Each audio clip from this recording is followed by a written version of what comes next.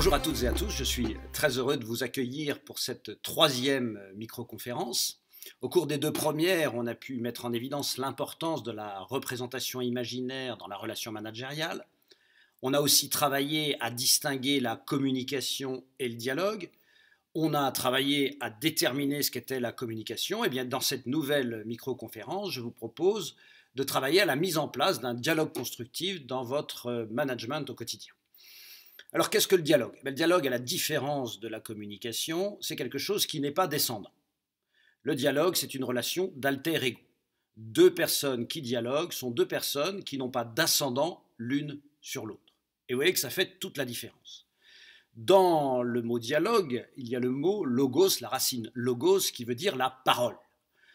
Alors, la grande différence de la communication, on l'a vu la dernière fois, qui est généralement soit la mise en mots d'une pensée, mais ça peut très bien être l'envoi d'un signal.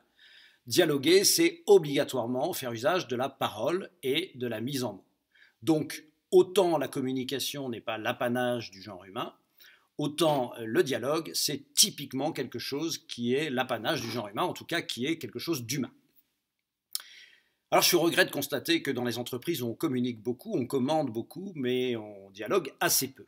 Pourquoi? Eh bien pour une raison très simple, c'est que depuis un certain nombre d'années, on est dans une espèce de course en avant, de fuite en avant à l'organisation technocratique, technique, cette espèce d'emprise technique sur les entreprises qui fait que on ne prend plus le temps de co-construire avec les opérateurs des solutions. On a quelques experts qui déterminent les processus, les procédures, les règles, et on les impose aux collaborateurs avec parfois un peu de malignité. J'entends parfois des gens qui me disent « oui, mais de toutes les manières, ils n'arriveront pas à comprendre ».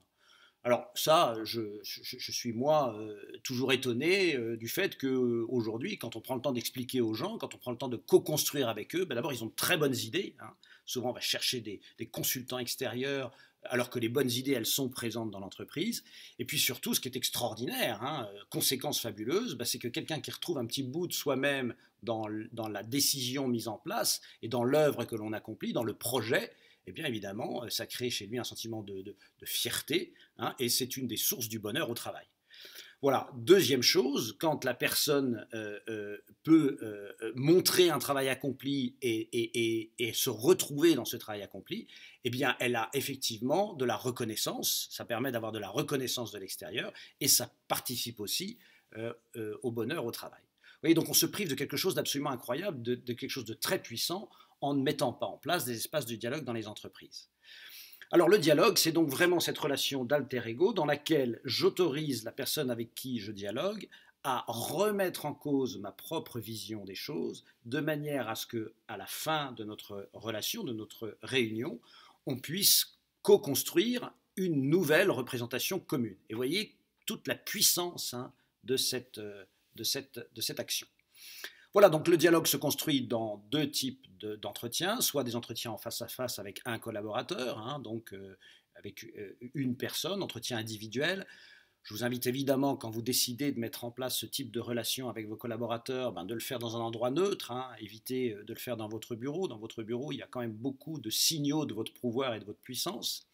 Et puis, on peut le faire aussi en réunion. Alors, en réunion, plus on est nombreux, plus c'est difficile. C'est-à-dire que ça nécessite quand même d'avoir un certain nombre de talents d'animateurs pour pouvoir faire circuler la parole et pour que chacun ait le sentiment d'avoir pu donner son point de vue.